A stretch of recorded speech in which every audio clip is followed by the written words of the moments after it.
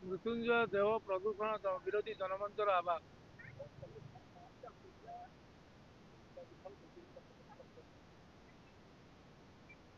ଆପଣଙ୍କ ଚ୍ୟାନେଲକୁ ଧନ୍ୟବାଦ ଦେଉଛି। ଯେହେତୁ ଆପଣମାନଙ୍କର ବହୁମୂଲ୍ୟ ସମୟ ନଷ୍ଟ କରି ଆମ ସାଧାରଣ ଲୋକଙ୍କ ପାଖରେ ଆସି ପହଞ୍ଚୁଛନ୍ତି ଆମମାନଙ୍କର କଥା ଉପସ୍ଥାପନ କରିବା ପାଇଁ, ସେଥିପାଇଁ ପୁନର୍ବାର ଧନ୍ୟବାଦ ଦେଉଛି।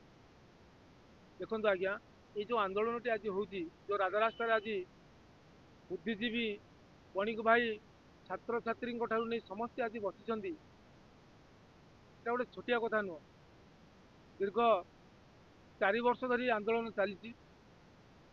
ପ୍ରକୃତ ନ୍ୟାୟ ଯେତେବେଳେ ଜନସାଧାରଣ ନ ପାଇଲେ, ତେଣୁ ସମସ୍ତେ ଆଜି ରାଜରାସ୍ତାରେ ଆସି ବସିଛନ୍ତି।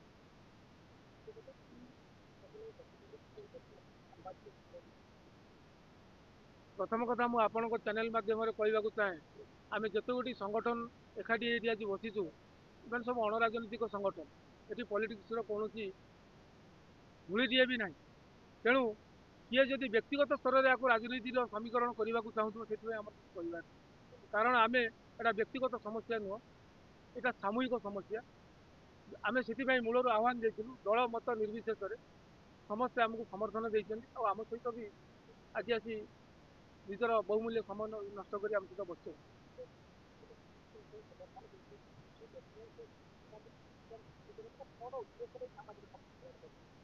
ଦେଖନ୍ତୁ ଆଜ୍ଞା, ମୁଁ ପୁଣି ଥରେ ଆପଣଙ୍କୁ କହୁଛି, ଯଦି କୌଣସି ବ୍ୟକ୍ତି ୟାକୁ ନିଜର ରାଜନୀତି ରୁଟି ସେକିବା ପାଇଁ, ନିଜର ବ୍ୟକ୍ତିଗତ ପପୁଲାରିଟି ବଢ଼ାଇବା ପାଇଁ ଯଦି ସାମ୍ବାଦିକ ସମ୍ମିଳନୀ କରିବେ, ସେଥିପାଇଁ ଆମେ କିଛି କରିପାରିବୁ ନାହିଁ। କାରଣ ଆମେ ଲୋକଙ୍କ ପାଇଁ ଲଢ଼ୁଛୁ, କାଲି ଲଢ଼ିଥିଲୁ, ଆମ ସଂଗଠନ ଲଢ଼ିଥିଲା, ଆଜି ଲଢ଼ୁଛି, ଭବିଷ୍ୟତରେ ବି ଲଢ଼ିବୁ।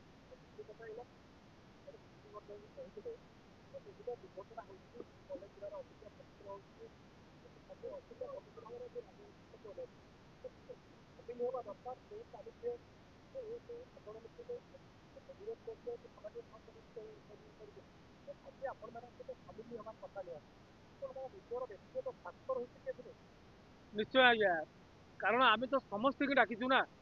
ଆମେ କହିଲି ବା ଆପଣଙ୍କୁ, ବୁଦ୍ଧିଜୀବୀଠୁ ନେଇକି ଛାତ୍ରଛାତ୍ରୀ ପର୍ଯ୍ୟନ୍ତ ସମସ୍ତଙ୍କୁ ଆମେ ଆହ୍ୱାନ ଦେଇଛୁ ଯେ ଏଟା କାହାର ବ୍ୟକ୍ତିଗତ ସମସ୍ୟା ନୁହଁ, ଏଟା ସାମୂହିକ ସମସ୍ୟା। ନିଶ୍ଚୟ ଭାବରେ ଏଥିରୁ ଆପଣଙ୍କ ଚ୍ୟାନେଲ ମାଧ୍ୟମରେ କହିବାକୁ ଚାହୁଁଛି, ଯଦି ବ୍ୟକ୍ତିଗତ କିଏ କରୁଛନ୍ତି ତାଙ୍କୁ ଆମେ ତ ଅଟକାଇ ପାରିବୁନି। ତାଙ୍କର ବ୍ୟକ୍ତିଗତ ହେଇଥାଇପାରେ, ତାଙ୍କର ନିଜ ସ୍ୱାର୍ଥ ପ୍ରତି ଯାଞ୍ଚ ଆସିଥାଇପାରେ। ଆମେ ତାଙ୍କୁ ବି ଆପଣଙ୍କ ଚ୍ୟାନେଲ ମାଧ୍ୟମରେ ଅଭିନନ୍ଦନ ଜଣାଉଛି, ଆପଣମାନେ ଆସନ୍ତୁ, ବସନ୍ତୁ, ସହଯୋଗ କରନ୍ତୁ, ଆଉ ପ୍ରକୃତ ନ୍ୟାୟ ଲୋକମାନଙ୍କୁ ଦିଅନ୍ତୁ। କହିବାକୁ ହେଲେ ତ ବହୁତ କିଛି ଅଛି କହିବାର। ତେଣୁ ଆମେ ବେସଂସ୍କାରିକ ନୁହଁ, ଆମେ ସଂସ୍କାରିକ ଘରର ପିଲା, ଆଉ ସଂସ୍କାରିକ କାମ କରିବାକୁ ଆମେ ଚାହୁଁଛୁ।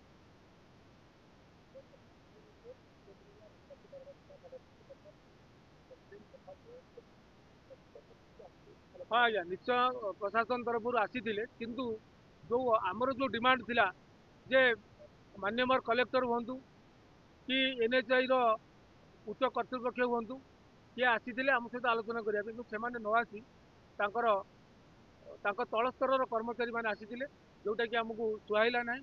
ଆମେ ତାଙ୍କୁ କହିଲୁ, ଯଦି ତମର ଡିସିସନ୍ ନେବାର ଅଥରିଟି ନାହିଁ, ତମେ ଫେରି ଯାଇପାର, ଆଉ ତମ ଉଚ୍ଚ ଅଧିକାରୀଙ୍କ ସହିତ କଥାବାର୍ତ୍ତା କରିସାରିଲା ପରେ ଆମ ସହିତ ବସିବ।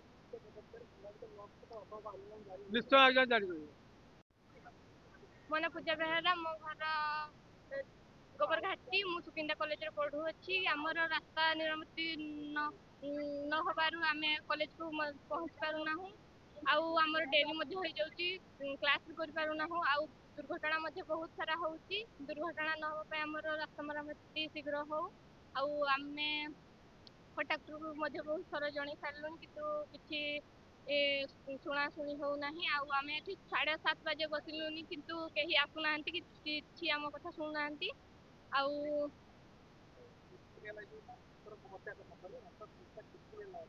3 ମାସ ହେଲାଣି ଆମେ କହିସାରିଲୁଣି, କେହି କିଛି ଶୁଣୁନାହାନ୍ତି, କେହି କିଛି କହୁନାହାନ୍ତି। ନା, କେହି ଆସିନାହାନ୍ତି। ଆଜ୍ଞା, 7:30ରୁ ବସିଲୁଣି।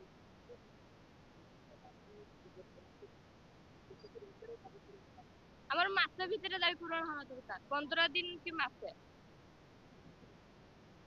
ଆମେ ପୁଣି ଆଉଥରେ ରାଜରାସ୍ତାକୁ ଆସିବୁ।